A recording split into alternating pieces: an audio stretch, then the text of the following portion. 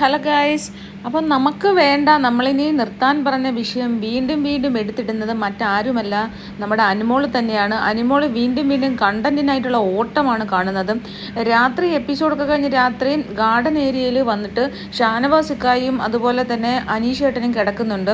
അവർ എന്താ പറയണേ, പുറത്തിറങ്ങിയതിന് ശേഷം ബിസിനസ് വല്ലതും ചെയ്യുന്ന കാര്യങ്ങളും അതുപോലെ തന്നെ കഥ എഴുതുന്ന കാര്യങ്ങളും ഒക്കെ സംസാരിക്കുകയാണ്.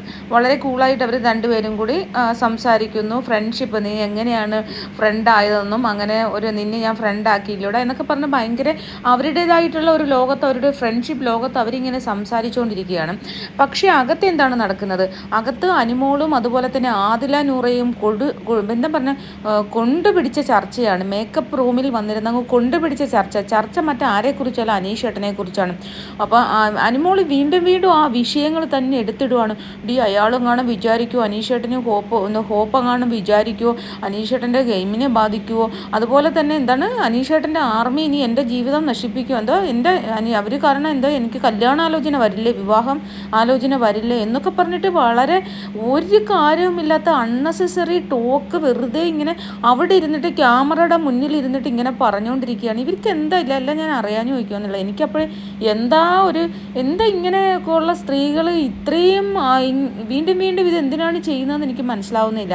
അപ്പോൾ അവരിത് വളരെ ഗെയിമായിട്ട് നോക്കുവാണ്. അതുപോലെ തന്നെ കൂടെയുള്ള അതിലെയും നൂറയും അല്ല അവർക്കും ഇതൊരു ഗെയിമാണ്. കാരണം അവർ വിചാരിക്കുന്നത് ഇവളെ ഇങ്ങനെ താഴ്ത്താനും പറ്റും, അല്ലെങ്കിൽ അവരെ കുറ്റം പറയാൻ പറ്റില്ല. ഇവർ തന്നെയാണ് വീണ്ടും വീണ്ടും അത് സംസാരിക്കുന്നത്. അതിലെയും നൂറയും പറയുന്നത് അത് കളയ അനുമോളെ, ആ വിഷയം കളഞ്ഞല്ലേന്ന്. അപ്പോഴനുമോൾ എന്താണ് വീണ്ടും ചെയ്തത്? നെവിനെ വിളിക്കുകയാണ്. നെവിനെ വിളിച്ചിട്ട് പിന്നെ അനീഷേട്ടൻ്റെ അടുത്തോട്ട് ഹംസമായിട്ട് അയക്കുന്ന എടാ നെവിനെ നീ ഒന്ന് ചെന്ന് പറയൂ, പിന്നെ ഞാൻ ആങ്ങളെയായിട്ടാണ് കണ്ടത്, ഞാനൊരു ബ്രദറായിട്ടാണ് കണ്ടത് എന്ന് നീ ഒന്ന് ചെന്ന് പറയൂ, അല്ലാണ്ട് പുള്ളി വെറുതെ ഹോപ്പൊന്നും വെക്കരുതെന്ന് പറയൂന്ന്. ഇത് പുള്ളി ഹോപ്പ് വെച്ചെന്ന് പറഞ്ഞു. പുള്ളി കാര്യം പറഞ്ഞു, പുള്ളിക്ക് നോയാണ്, അനുമോൾ പറഞ്ഞത് നോയാണെന്ന് പുള്ളിക്ക് മനസ്സിലായി. പുള്ളിയുടേതായിട്ടുള്ള കാര്യം നോക്കിക്കഴിഞ്ഞു. പിന്നെ പുള്ളി ആവശ്യത്തിന് മാത്രം എന്തെങ്കിലും ചോദിച്ചാലും അങ്ങോട്ടും ഇങ്ങോട്ടും സാധാരണ എല്ലാവരുടെ കൂടെ മിണ്ടുന്ന പോലെയാണ് പുള്ളി മിണ്ടുന്നത്. കാരണം പുള്ളി പഴയ ആ ഒരു ക്യാരക്ടർ തന്നെ എടുത്തു. എന്തിനാണ് വെറുതെ ആവശ്യമില്ലാതെ പിന്നെ ഷാനവാസിക്കയോടും അല്ലാതെ വേറെ ആരോടും പുള്ളി പഴയതുപോലുള്ള അടുപ്പം കാണിക്കുന്നില്ല. എല്ലാവരോടും അതാത് ഒരു കയ്യകലത്തിൽ നിൽക്കുക എന്ന് പറഞ്ഞാൽ ആ കയ്യകലത്തിൽ തന്നെയാണ് നിർത്തുന്നത്. പിന്നെ എന്തിനാണ് ഈ അനുമോൾ എന്തിനാണ് ഈ ഹംസമായിട്ട് നെവിനെ പറഞ്ഞു വിടുന്നത്? അപ്പം നെവിൻ എന്നിട്ട് പോയിട്ട് ഗാർഡൻ ഏരിയയിൽ കിടക്കുന്ന പിന്നെ അനീഷേട്ടനോടും ഷാനവാസിക്കോടും പറയുന്നത് എന്താണ്, ഞാനൊരു കാര്യം പറയട്ടെ എന്നൊക്കെ ചോദിച്ചിട്ട് പറയുന്നുണ്ട്. അപ്പോൾ ചോദിച്ചു എന്താണ് നെവിനെന്ന് ഷാനവാസിക്ക ചോദിക്കുന്നു. ഷാനവാസിക്ക ചോദിക്കുമ്പോൾ പറയുന്നു, അതെ അനുമോൾ അങ്ങനെയൊന്നും കണ്ടിട്ടില്ല, ഞാൻ അനീഷേട്ടാ നിങ്ങളെ എനിക്ക് ഭയങ്കര ഇഷ്ടമാണ്, നിങ്ങളെൻ്റെ അച്ഛനാണ്, നിങ്ങളെൻ്റെ ചേട്ടനാണ്, നിങ്ങളെൻ്റെ ജനിക്കാതെ പോയ പിറക്കാതെ പോയ അച്ഛനാണ്, അതുപോലെ തന്നെ നിങ്ങളെൻ്റെ പിന്നെ സ്റ്റെപ്പ് ഫാദറാണ് എന്നൊക്കെ പറഞ്ഞിട്ട് കുറച്ചൊക്കെ കയ്യിൽ നിന്നിട്ടങ്ങ് കുറേ പറയുന്നു. എന്നിട്ട് അനുമോൾ എന്നെ ഇങ്ങോട്ട് പറഞ്ഞു വിട്ടതാണ്, അനുമോളൊരു ബ്രദറായിട്ടേ കണ്ടിട്ടുള്ളൂ എന്നൊക്കെ പറയുന്നു. അപ്പോൾ ഉടനെ നെവിൻ പറഞ്ഞു, പിന്നെ അപ്പോൾ ഷാനവാസൊക്കെ പറഞ്ഞു, നീ കൂടുതൽ സംസാരിക്കേണ്ടതാണ് നെവിനെ, ഞങ്ങൾ പുറത്തിറങ്ങിയതിന് ശേഷം അത് തമാശ, പുള്ളിയും അതൊരു ഗെയിമായിട്ട് കളിക്കുകയാണ്, ഒരു കണ്ടന്റ് ഉണ്ടാവട്ടെ എന്ന് വിചാരിച്ചിട്ട് പിന്നെ ഒരു തമാശ ആയിട്ട് പറയുവാണ്. പിന്നെ നെവിനെ ഞങ്ങൾ ഇറങ്ങിയതിന് ശേഷം അനുമോളുടെ വീട്ടിൽ ഞാനും അവനും കൂടി അനുമോളുടെ വീട്ടിൽ പോയി ചോദിച്ചോളാം എന്ന് പറയുന്നു. അപ്പോൾ ഉടനെ പിന്നെ അനീഷേട്ടൻ പറയുന്നു, ഷാനവാസ മിണ്ടാതിരി, നെവിൻ പൊക്കോ, പിന്നെ എൻ്റെ കാര്യം നോക്കാൻ എനിക്കറിയാം, എൻ്റെ കാര്യങ്ങൾ ഇടപെടരുത്, എനിക്ക് ശരിയെന്ന് തോന്നുന്ന കാര്യങ്ങൾ ഞാൻ ചെയ്യും, ശരിയല്ലാത്ത കാര്യങ്ങൾ ഞാൻ ചെയ്യില്ല, നെവിൻ്റെ കാര്യം നോക്കി പോകാൻ പറഞ്ഞു. കുറച്ച് ദേഷ്യപ്പെട്ട് പറഞ്ഞപ്പോഴത്തേക്ക് നെവിൻ പോവുകയാണ്. നെവിൻ പോയിട്ട് ഇവിടെ വന്നിട്ട് വീണ്ടും പിന്നെയും അനുമോളെ സംബന്ധിച്ചുള്ള അനുമോൾ വീണ്ടും ഇരുന്ന് സംസാരിക്കണം. അത് അക്ബറും എല്ലാവരും ഇപ്പോൾ ഹൗസിലുള്ള എല്ലാവരും അതൊരു ഗെയിമാക്കി എടുത്തു. ഇതിനെന്തിനാണ് ഇടവരുത്തിയത്? ഇത് ഇടവരുത്തിയത് അനുമോൾ തന്നെയാണ്. തിരിച്ച് കുറച്ച് കഴിഞ്ഞപ്പോഴത്തേക്ക് അനീഷേട്ടൻ ഫ്രഷായിട്ട് വന്നു കഴിഞ്ഞപ്പോഴത്തേക്ക് അനീഷേട്ടൻ നോക്കിയപ്പോൾ ഇവരെല്ലാവരും ഇങ്ങനെ തലയൊക്കെ പൊക്കി പിടിച്ചിട്ട് ഇതിനെക്കുറിച്ച് ഡിസ്കസ് ചെയ്യുകയാണ്. അപ്പോൾ കുറച്ച് കഴിഞ്ഞപ്പോൾ അനീഷേട്ടൻ കിടന്നിട്ട് പറഞ്ഞപ്പോൾ അനുമോൾ ആദിലയുടെ നൂറയുടെ അടുത്താണ് കിടക്കുന്നത്. അപ്പോൾ അവിടെ നെവിനുണ്ട്, അക്ബറുണ്ട്. അപ്പോൾ അനീഷേട്ടൻ പറഞ്ഞു, ഞാനും എല്ലാവരോടും കൂടെ ആയിട്ട് പറയുവാണ്, ഞാനും ഷാനവാസും കൂടി പുറത്ത് ഗാർഡൻ ഏരിയ കിടക്കുവാണ്. അപ്പോൾ ചന്ദ്രനെയൊക്കെ കണ്ട് ഞങ്ങളിങ്ങനെ ഓരോരോ കാര്യങ്ങൾ സംസാരിക്കുമായിരുന്നു, അതുകൊണ്ടാണ് ഞങ്ങൾ കിടക്കാൻ ലേറ്റായി പോയത് എന്ന് അവിടെ പറയുവാണ്. കാരണം നേരത്തെ കിടന്നുറങ്ങുന്ന ആൾ എന്തുകൊണ്ടാണ് ലേറ്റ് ആയതെന്ന് എല്ലാവരോടുമായിട്ട് പറഞ്ഞിട്ട് പുള്ളി അവിടെ കിടന്നു കഴിഞ്ഞപ്പോഴത്തേക്ക് നെവിനും അക്ബറും കൂടി പി തീ പൊങ്ങിയിരിക്കുകയാണ്. അതിൻ്റെ അപ്പുറത്താണ് അനുമോൾ കിടക്കുന്നത്. ഇവരിത് വീണ്ടും ഡിസ്കഷൻ നടത്തിക്കൊണ്ടിരിക്കുകയാണ്.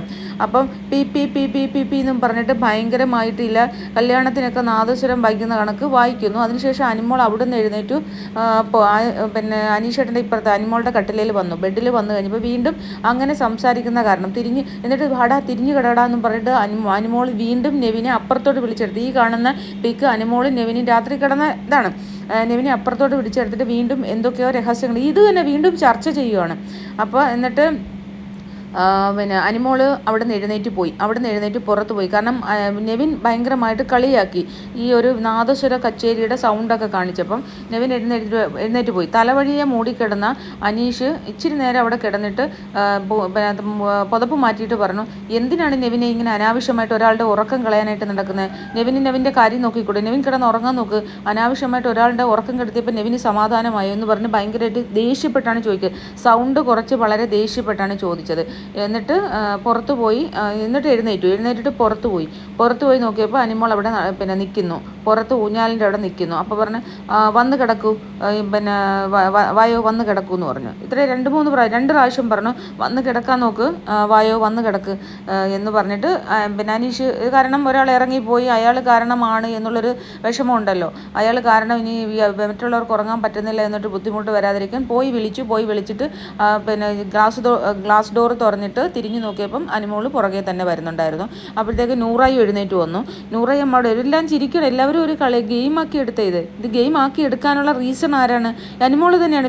വീണ്ടും അവരുമായിട്ടിരുന്ന് ചർച്ച ചെയ്യുവാണ്, രാത്രി മുഴുവൻ ചർച്ച ചെയ്യാണ്. ഒരാൾ പറഞ്ഞു ഈ ആൾക്ക് താല്പര്യമില്ല എന്ന് പറഞ്ഞാൽ അതവിടെ കളഞ്ഞ ഗെയിമല്ല, അത് കളഞ്ഞു. ആ ഒരു ഇഷ്ടം പോട്ടെ, ഒരാൾക്ക് ഇഷ്ടമില്ല, നമ്മൾ ലാലേട്ടൻ തന്നെ പറഞ്ഞു ഒരാളുടെ ഇഷ്ടം നമുക്ക് അറിയാൻ പറ്റില്ല, അതിന് സമയം കൊടുക്കണം. അപ്പോൾ ഇഷ്ടമില്ല എന്ന് മനസ്സിലായി, കാരണം അത് അവർ ബ്രദറിനെ പോലാണ് കണ്ടത്. ശരി, ഓക്കെ, അവിടെ കഴിഞ്ഞു.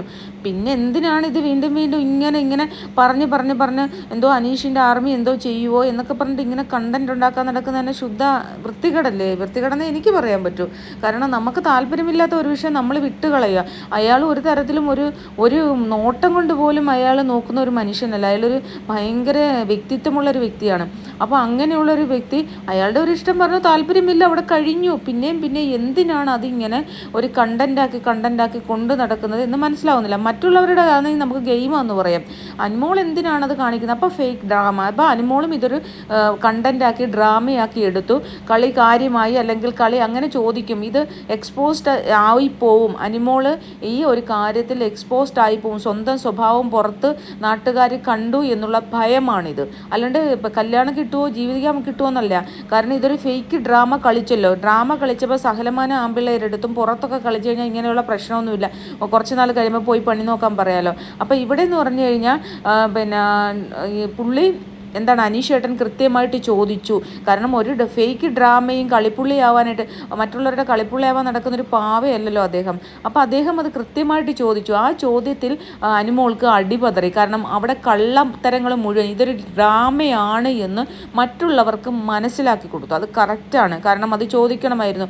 അയാൾക്ക് ഇഷ്ടമുണ്ട്, അതൊക്കെ സത്യമാണ്. പക്ഷേ ആ ഇഷ്ടം മറ്റൊരാൾക്ക് ഉണ്ടോയെന്നറിയണ്ടേ? കാരണം ഇതൊരു അഭിനയം മാത്രമാണ്, ചുമ്മാതെ ഇഷ്ടം കാണിക്കുന്നത്. ആദ്യം ആരാണ് ഇഷ്ടം കാണിച്ചത്? അയാൾ കറക്റ്റായിട്ടുള്ള കാര്യങ്ങൾ പറഞ്ഞത്. പക്ഷേ ആദ്യം ആരാണ് ഇഷ്ടം കാണിച്ചത്? എൻ്റെ കണ്ണിലേക്ക് നോക്കിയിരിക്കുന്ന അറിയാം ആരോടെങ്കിലും ക്രഷ് ഉണ്ടോ ചോദിച്ചതിന് ശേഷം പിന്നെ നമ്മൾ കാണുന്നത് ഒരു വലിയ ലവ് ആണ് അവിടെ കാണുന്നത്. അത് ആരുടെ ഭാഗത്തു നിന്നാണ്? അനുമോളുടെ ഭാഗത്തു നിന്നുള്ളൊരു വലിയ പ്രേമ നാടകമാണ് നമ്മൾ കാണുന്നത്. അപ്പോൾ അയാൾ ആ പ്രേമ നാടകം ഇങ്ങനെ കണ്ടപ്പോൾ അയാൾ ചോദിച്ചു. ആ ചോദ്യത്തോടു കൂടി അനുമോൾ എക്സ്പോസ്ഡ് ആയി. ഇത്ര എനിക്ക് പറയാൻ പറ്റൂ. ആ അനുമോളെ എക്സ്പോസ്ഡ് ആക്കുക എന്നുള്ളത് അയാളുടെ ഗെയിമായിരുന്നു, അയാളുടെ സ്നേഹമായിരുന്നു എന്നൊന്നും നമ്മൾ അറിയേണ്ട കാര്യമില്ല. കാരണം എന്ന് പറഞ്ഞാൽ അനുമോൾ എന്ന് പറയുന്ന വ്യക്തി എക്സ്പോസ്ഡ് ആയി കഴിഞ്ഞു.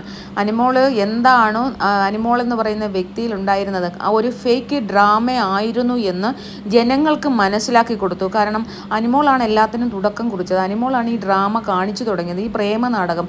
ആ പ്രേമ നാടകം സത്യമാണെന്ന് പാവപ്പെട്ട ജനങ്ങൾ വിശ്വസിക്കേണ്ട എന്ന് കരുതിയിട്ടാണ് ഡോക്ടർ റോബിനെ പോലെ പക്ഷേ ദിൽഷ ഇങ്ങനൊന്നും കാണിച്ചിട്ടില്ല. എനിക്ക് ആ കാര്യത്തിൽ ദിൽഷയോട് ഭയങ്കര ബഹുമാനമാണ്. കാരണം ദിൽഷ ഒരിക്കലും പുറകെയൊക്കെ ചിരിച്ചിട്ടുണ്ട്, കടന്നിട്ട്, അല്ലാണ്ട് ഫ്ലൈയിങ് കിസ് കൊടുക്കാനും കെട്ടിപ്പിടിക്കാൻ പറയാനും തല മസാജ് ചെയ്ത് കൊടുക്കാനും ഒന്നും നടന്നിട്ടില്ല. കെയർ ചെയ്തിട്ടുണ്ടെന്നല്ലാതെ അത് നമ്മളപ്പോൾ തെറ്റിദ്ധരിച്ചു. ആ തെറ്റിദ്ധാരണ അതുപോലെ ഉണ്ടാവാതിരിക്കാൻ വേണ്ടിയിട്ട് ചിലപ്പോൾ ഇദ്ദേഹം മനീഷേട്ടൻ ചോദിച്ചതായിരിക്കും. ഇഷ്ടമുണ്ട്, മനസ്സിൽ ഇഷ്ടമുണ്ട്. ആ ഇഷ്ടം പുള്ളിക്കും ഉണ്ടോ എന്ന് അറിയണ്ടേ? വെറുതെ ഇതൊരു ഫേക്ക് ഡ്രാമയാണെന്ന് അറിയണമല്ലോ. തീർച്ചയായിട്ടും ആ ഡ്രാമ പൊളിച്ച് കയ്യിൽ കൊടുത്തു എന്ന് തന്നെ എനിക്ക് പറയാൻ പറ്റും. പുള്ളി ആ ഒരു ഫേക്കായിട്ടുള്ള ആ ഡ്രാമ കയ്യിൽ കൊടുത്തു. ഇനി നാളെ ആർക്കും ഇത് പറ്റരുത് എന്ന് വിചാരിച്ച് അനുമോളുടെ ആ ഒരു ഫേക്ക് ഡ്രാമ മുഖം പൊളിച്ച് ജനങ്ങളുടെ മുന്നിലേക്ക് എക്സ്പോസ്ഡ് ആയി കൊടുത്തു. അതിൽ അനുമോൾ പേടിച്ചിരിക്കുകയാണ്. കാരണം അനുമോളെ അയ്യോ പാവം കുട്ടി, നല്ല കുട്ടി എന്നാണ് ജനങ്ങൾ വിചാരിച്ചിരിക്കുന്നു എന്നുള്ളൊരു തെറ്റിദ്ധാരണ അനുമോൾക്കുണ്ട്. കാരണം അനുമോൾ ഈ പറയുന്നതും ചെയ്യുന്ന പ്രവൃത്തികളൊന്നും പകുതിയും ജനങ്ങൾ കാണുന്നില്ല എന്നുള്ളൊരിതാണ്. അനുമോൾ ഫുള്ളി എന്തായാലും പറഞ്ഞാൽ എക്സ്പോസ്ഡ് ആയിക്കഴിഞ്ഞു. പാവം കുട്ടി അനുമോളുടെ പരിവേഷമൊക്കെ എന്നേ നഷ്ടപ്പെട്ടു കിടന്നു. ആ കിച്ചണിൽ കാണിക്കുന്ന കാഴ്ച കണ്ടു കഴിഞ്ഞാൽ പിന്നെ ആരെങ്കിലും പാവം കുട്ടി എന്ന് പറയും. എന്താണ് ഒരു ആഹാരം കൊടുക്കാൻ നേരത്ത് അവിടെ കാണിക്കുന്ന കാര്യങ്ങൾ എന്തൊക്കെയാണ്. അപ്പോൾ അതൊക്കെ ഒരാളിൻ്റെ നെഗറ്റിവിറ്റിയെ എക്സ്പോസ്ഡ് ആക്കുന്ന കാര്യങ്ങളാണ്. അപ്പോൾ എന്തായാലും അനുമോളുടെ കാര്യം കട്ടപ്പുകയായി ഗൈസ്.